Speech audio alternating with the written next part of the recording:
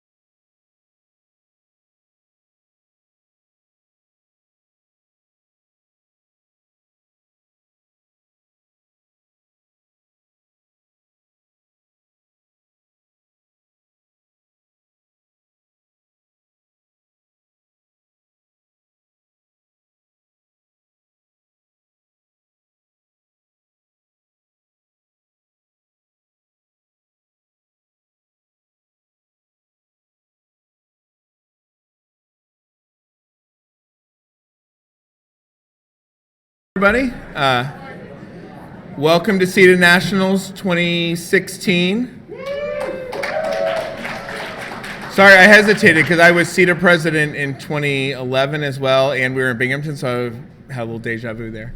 My name is Mike Davis. I am the president of CEDA, and tonight we have an opening awards ceremony. I'm going to hand over to Gabe Murillo, who will be our MC in a second. A few quick announcements, tournament related. If you are willing to have your debates live streamed, Ricardo has put up a form online, or you can speak to him and just let him know that you are willing to be live streamed. This doesn't lock you in forever. If he comes to film your debate and you say, I prefer not to have this debate streamed, that's fine as well. But talk to him.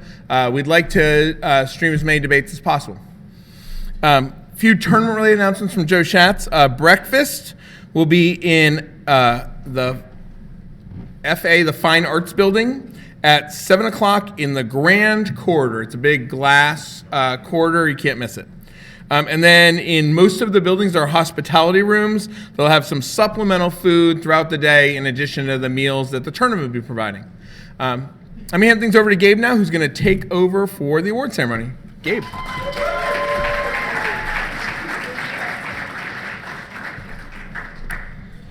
All right. Welcome to CEDA. Hope everyone had a good time getting here. I'm very excited to be here, so let's hear it for CEDA. So I'm here to present the first set of awards that we have for tonight. And before I present them, I want to sincerely say thank you to the 2016 Awards Committee, Tiffany, Toya, Amber, Mike, Teddy, Veronica, Kate, and Lindsay. Thank you for volunteering your time to help pick our award winners tonight.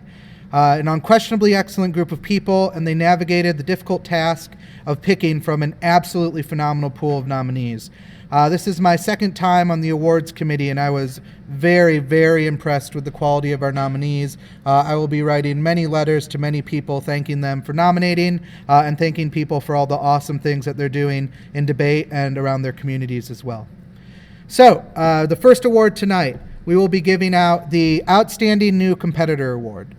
This award is for people who began their participation in interscholastic debate in college. They have to be in their first year of competition and be participating at the CEDA Championship Tournament. To present this year's Outstanding New Competitor Award, I'd like to welcome one of my favorite people in the whole wide world, Mr. Teddy, to the stage.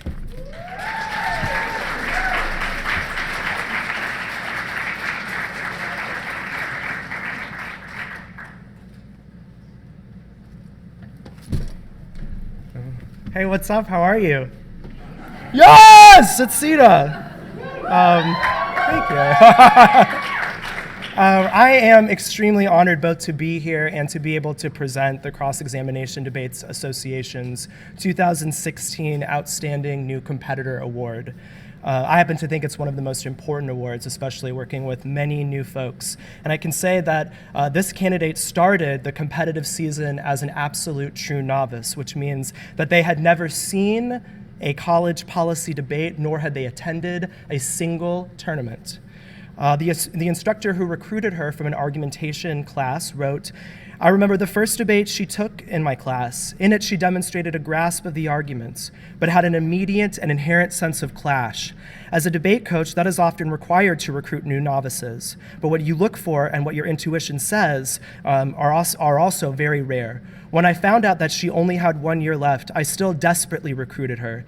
She said she was flattered, but kind of unsure and not really into what this whole thing might be about. But when I found out that she decided to join, I knew that she would be successful. Even though she didn't know what she was stepping into or how it was going to work out for her, that she would at least show up. I don't know, show up, I think she did. She began her semester competing in the open division without fear and ended the season even before any national competition as the top seed from District 1 and the third speaker overall at the tournament, a feat that San Francisco State has never achieved. One critic commented, wow, when I watched her at the Golden Gate season opener, I never thought that she would compete in the qualifying division. But she's awe-inspiring, and she gives me all of the great feels. As a coach, I could not agree with her more. She's a wonderful presence. She helps build community across debate and individual events. She is pivotal in recruiting new San Francisco State members and for building the strong novice program that it's always been known for. And I have to be honest, listening to some of her reasons for decision after practice debates, I sometimes kind of like sketch notes to myself, and I'm like, oh, I'm going to borrow that phrase, oh, I'm going to borrow that phrase, because it's so pivotal. She also excels both inside and outside of the classroom. She's graduating, I won't mention her GPA, but she will be the top communication studies graduate from San Francisco State.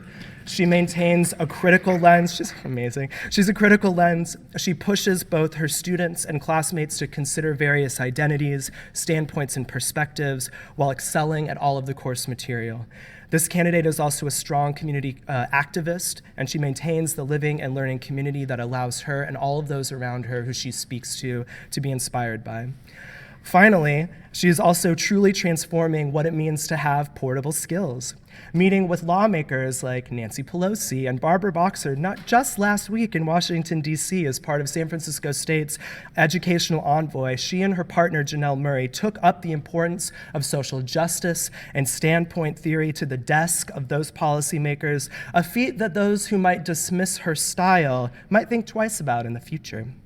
So while I'm saddened that as a true rookie novice, she will only compete for this, her senior year, and these, her final 2 tournaments, all I can say is, wow, what an impressive senior year and what an impressive person to have just happened upon our community. So for me, this candidate is demonstrative of the type of person that debate can help serve, but can also help serve the debate community. For someone with a fresh voice, a strong sense of strategy, an unflinching commitment to learning the practice of debate, and a wonderful person that makes me laugh and makes me reconsider my style every time I walk out the door, I can think of no better candidate than Aliyah Shahid from San Francisco State University to receive the Outstanding New Competitor Award.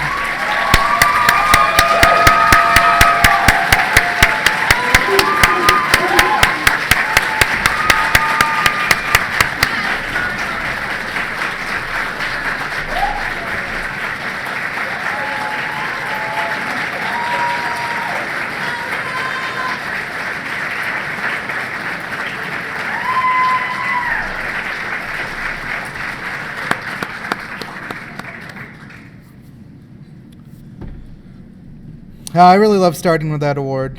Starting as how many people in the room started as novices in college? That's awesome. Just really, really awesome. Some of my favorite work is working with novices in college, and I think that's really cool. So thank you all for sticking around with us. We can be a pain in the ass sometimes, most of the time. Oh, and also my mom's watching this, so I'm sorry for saying ass on the live stream. Love you, Mom.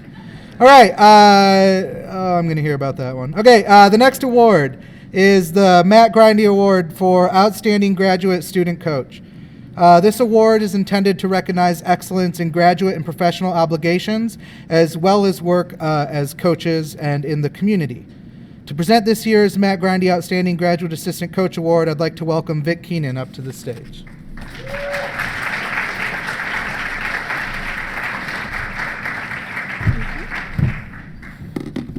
Thank you.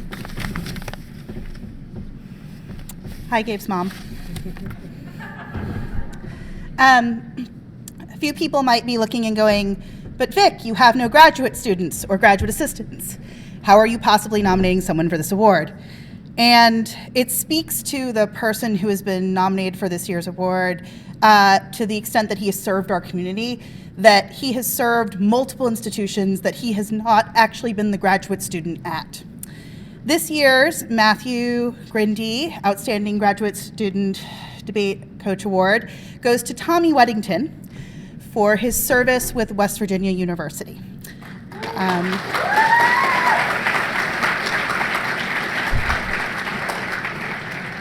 I'm starting with his name because as soon as I mentioned what universities he coached with, it was going to be incredibly obvious who it was, so there's no reason to sort of leave it as a surprise. But Tommy really deserves this award for his selfless dedication to working with all debaters at all levels across multiple schools. He is literally a person who is a secret weapon in our debate community because of what he is willing to do, not just for the debaters he works with, but with everyone's debaters. His former students speak to the impact that he's had on their lives. One writes, I cannot think of anyone more deserving than Tommy. Tommy became my first true mentor within the debate community. His coaching style exuded a sense of selflessness towards his students that should serve as a model for educators through debate. Tommy would not only learn whatever area of critical theory or policy or the topic that interested you, but would stay up until 2 a.m. the whole week leading up to even a regional tournament to make sure that you learned it as well. The reason is that Tommy is a teacher. He has the patience, dedication, and intelligence to guide his students to their potential. For me, that potential was to go from an 06 novice debater to someone in quarterfinals of CEDA and a qualifier for the NDT. One of his other former students is now his coaching peer, and writes that having once served as a student of Tommy, at any other time as a colleague in assisting West Virginia debates team, I've had a superb firsthand opportunity to witness not only his commitment to success of the team as exemplified in countless hours of work and many miles of travel, but also the verve with which he animates the process of teaching debate. Through his dedication, spirit, and the manner in which he constantly gives back not only to the team, but to the debate community as a larger entity, Mr. Weddington is more than deserving of the title of Debate Assistant of the Year. But the letter I want to read most to you is from Samantha Godby, the Director of Debate at West Virginia. I don't think there's any better way to put why Tommy is deserving of this award than her words. WVU debate might have crumbled this year without him. One of the best things about Tommy is that he loves debate. There are many times this year where I thought it was so hard, but either on the car trip or the card ride down, he reminded me why we do this. And it's for that look in the novice's eye when they finally get what offense is, or that win when your open kids get against their rival. And also for the opportunity and privilege to spend our weekends teaching and leading those in the community that trust us enough to judge them. She goes on to talk about why his service is so excellent. Tommy isn't a full-time employee at West Virginia. He's just doing this sort of on the side because he loves debate. She explains sort of the situation. For a mere $300 a weekend, which can only be paid if he's traveling, Tommy will spend multiple days a week normally taking a megabus from Morgantown to Pittsburgh, which is a 4-hour plus bus ride, just to help run practices and teach WVU students. Not to mention what he does at tournaments. He judges most of the rounds, taking on at least 70% of the coaching role. He cuts cards, explains arguments, and teaches students how to be debaters. What makes Tommy so significant in this community is that it's not just my students he does this for. It's with all of your students. He takes judging seriously, from the 00 novice debate to the break round and open, and you can bet he's always doing his best to provide the best overall education for your students. On multiple occasions, he stated, they could never win another round, for all I care. As long as they leave the activity better people than they came in, I did my job. Tommy is so aware and cautious to protect not just our students, but students in the community overall, that you will oftentimes see him trying to mentor or counsel people who had a rough weekend or even just a rough round. She sort of concludes this letter talking about the other ways that Tommy coaches within our community. I feel like we are often talking about ways to ensure safe spaces for debaters, especially debaters of color, and Tommy does more than talk about it. He makes it happen. I think that it's clear that the positive impacts Tommy brings to the debate community are widespread, but I want to emphasize that he does this all without really gaining anything for it. Traditional debate graduate students get to use their coaching on their end-of-year department evaluations. It would matter to their department that he was Critic of the Year for CEDA Northeast, or that he goes above and beyond for students. Instead, he gets into Morgantown after debate tournaments, then drives back to Pittsburgh, and then does an actual graduate assistantship at his university. Tommy actually isn't here this weekend because he actually has to be a PhD candidate. This is the second university that he's volunteered at another university at, and I can't think of anyone more deserving of this award. So please join me in congratulating him.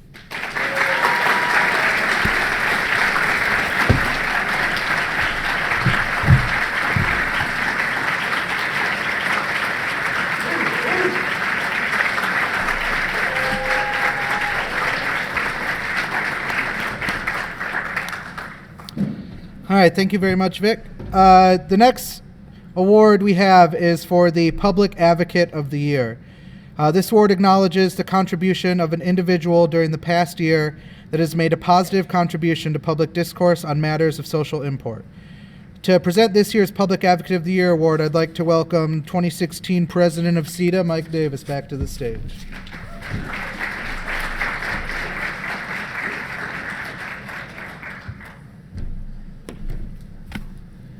Thank you. I'm presenting this year's award to Jean-Michel Habienza from iDebate Rwanda. And Jean-Michel and some of the folks from iDebate Rwanda are actually watching back home in Kigali. It's 2 o'clock in the morning. They tricked him into watching. They said, JMU might win an award, so they told him that he should wake up. They also said that he's probably already crying, and I asked for a picture of it to prove it. So everybody say hi to Rwanda.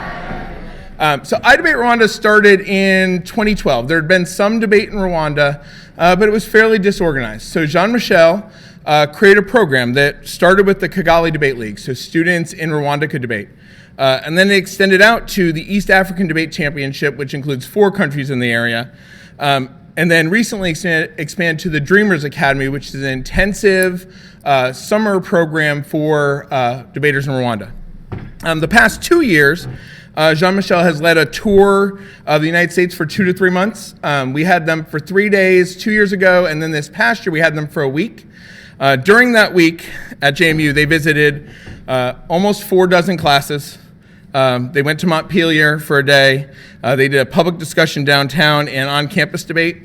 I've never seen a group of people look so tired. But the good part about Jean-Michel is he always wanted to stress that they were here, and they wanted to make the most of that opportunity and spread what it was they were doing in Rwanda, the message of reconciliation, the idea that you could live next to someone that had committed atrocities against your family, but you had to find a way to live together.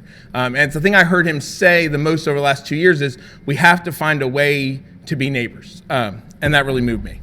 The thing that I didn't realize until this year is that Jean-Michel gets absolutely nothing financially, material from doing iDebate Rwanda. I asked him at some point, because they do the tour of the U.S. partially as a fundraiser, and I said, well, what happens if you fall short in terms of how much money you need to run the program? And he said, well, it comes out of my salary. And I assumed he meant his salary for iDebate Rwanda. He doesn't get a salary for iDebate Rwanda. He meant his salary for the job he does in addition to all the volunteer work he does for iDebate Rwanda. So when you meet the students, and if you have a chance to have them on your campus, you absolutely should. They are amazing. Just don't take away from our week, because we're going to make them really tired again. But you should, because you can see in the students, you can see in what Jean-Michel does, that he knows he's making a difference both there and here and hopefully across the world. So I'm really happy, and I hope he's crying by now. I'm really happy to present this award to my good friend, Jean-Michel Habienza.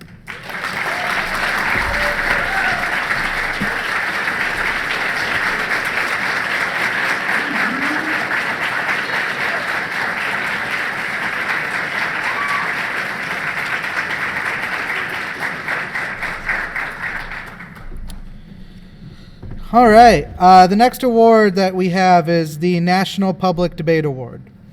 This award is given to the Intercollegiate Debate Program, which, over the course of the past academic year, has best advanced the values of debate in the public sphere. We will recognize the top 3 nominees, and we have an award for first place, and maybe eventually you found them? The public sphere? Yeah. All 3. All right, we found them. Okay. We have... everything's running really smoothly, don't worry. We have awards for the top 3 nominees. This year in 3rd place is the University of Central Oklahoma.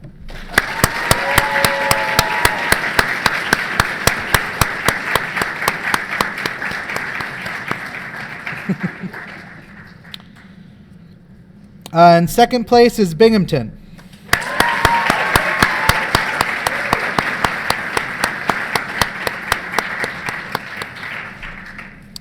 And this year's first place National Public Debate Award goes to James Madison University.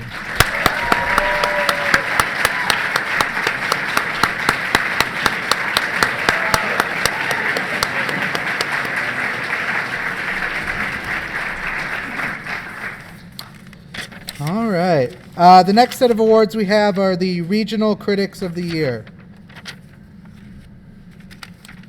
And I know the awards are in alphabetical order. I will not announce them that way. First, for the Southeast region, we have Becca Steiner.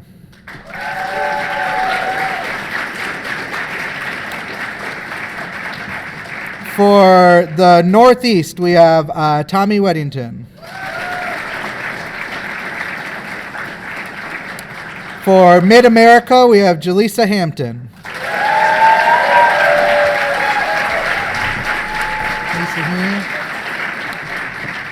For the South Central, we have Kate Ritchie.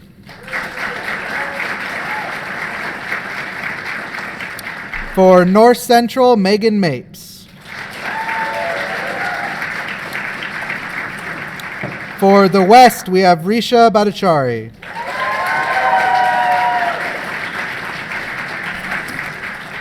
Risha's here. Come on.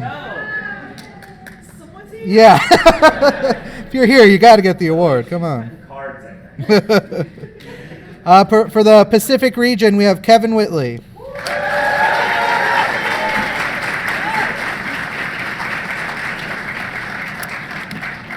And for the Mid-Atlantic, we have Terrell Taylor. All right. Oh, and East, I forgot East Central. East Central is Kurt Fafelsky.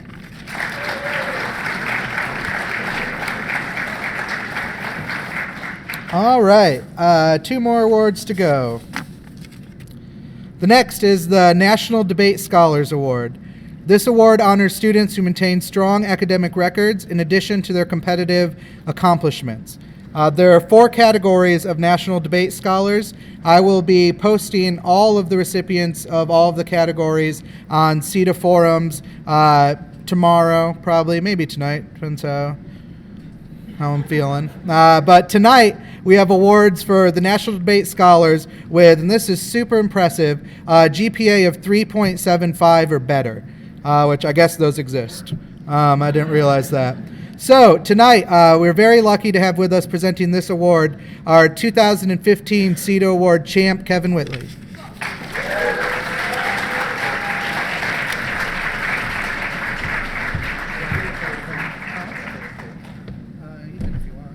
No, I don't want to. Hi. We have Zachary Rajovsky.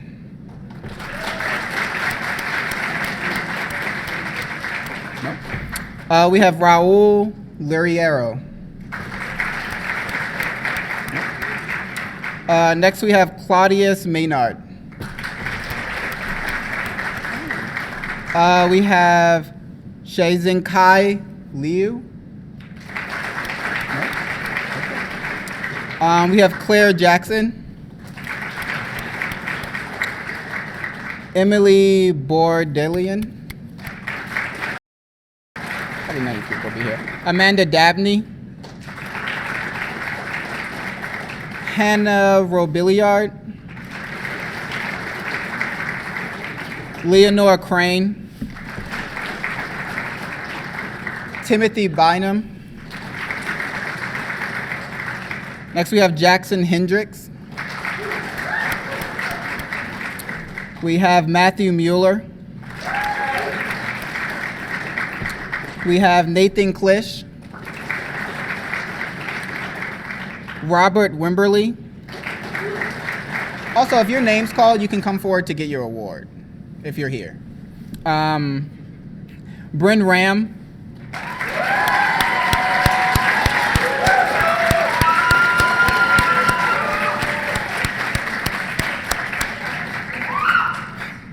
We have Natalie Stolarski.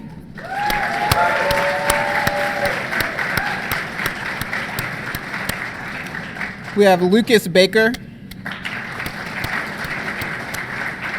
We have Peizu.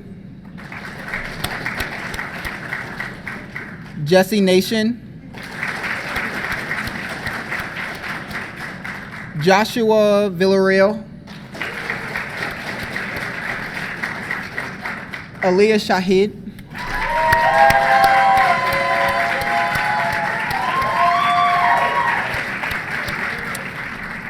Evan Cartagena.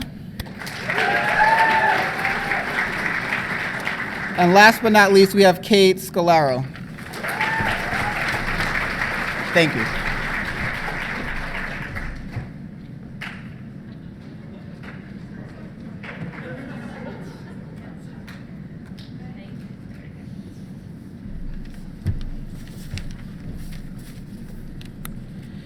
All right, and the final award tonight are the CEDA All-Americans.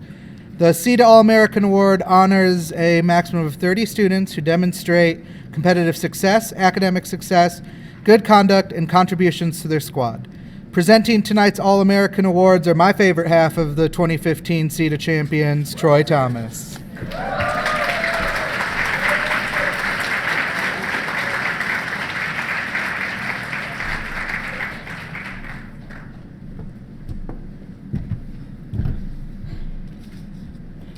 Okay. First we have Mary Markham.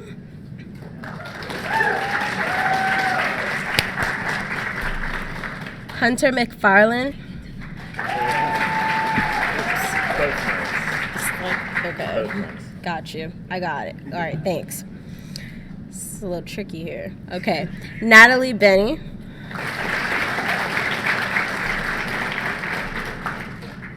Marley Davis.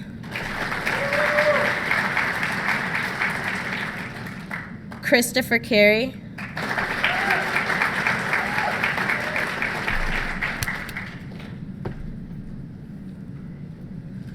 Quorum Robertson.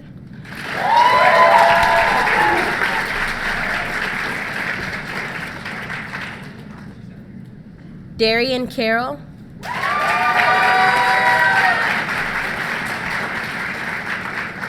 Hope Sauceda.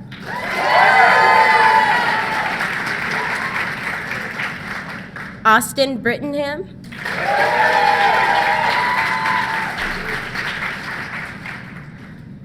Catherine Carollo.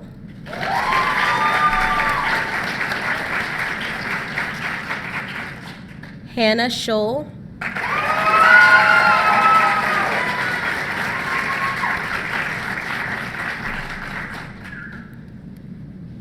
Kinsey Gaither.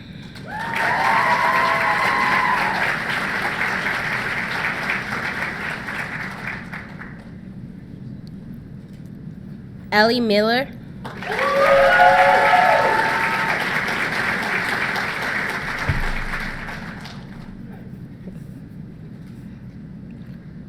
Nick Lepp.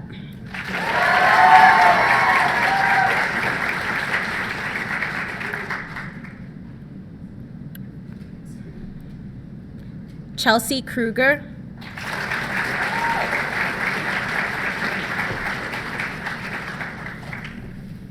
Natalie Stolarski.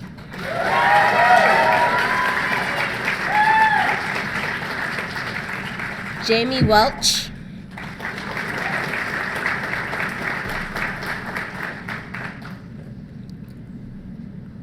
Luke Roy.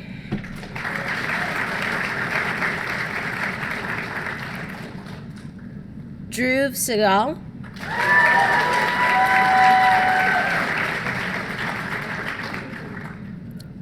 Jackie Schultz.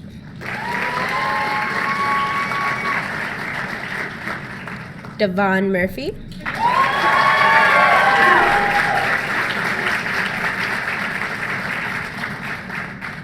Nicole Nave.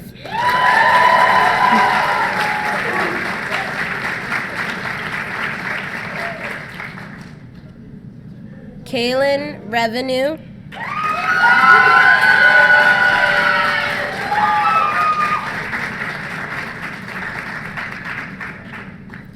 Elizabeth Canary.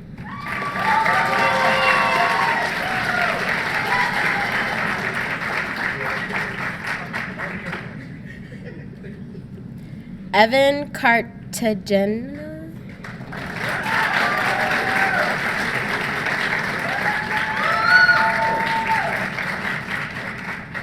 John Delamore.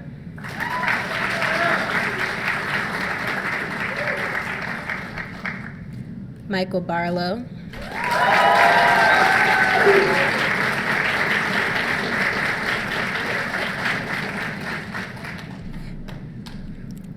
Abby Shu.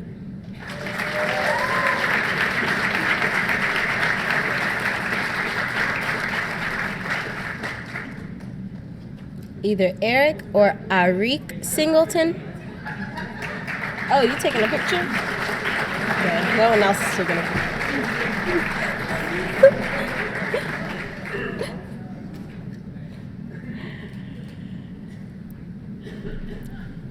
Martin Martinez.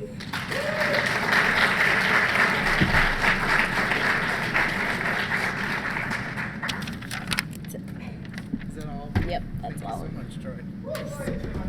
All right.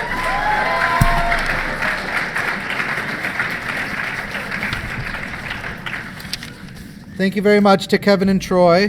Full disclosure, they did that for me because I'm terrified of saying people's names wrong.